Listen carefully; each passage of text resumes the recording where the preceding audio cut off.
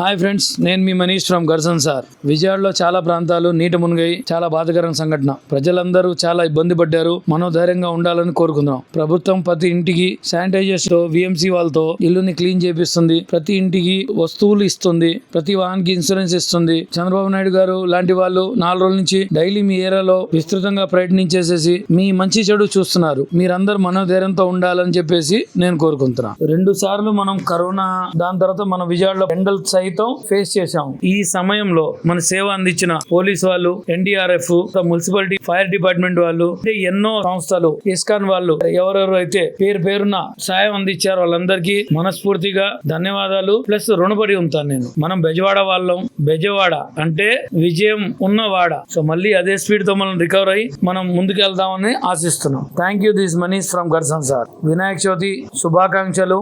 వినాయకుని బాధల్ని తొలగిచ్చేసేసి మీకు సహాయపడాలని కోరుకుంటున్నాను.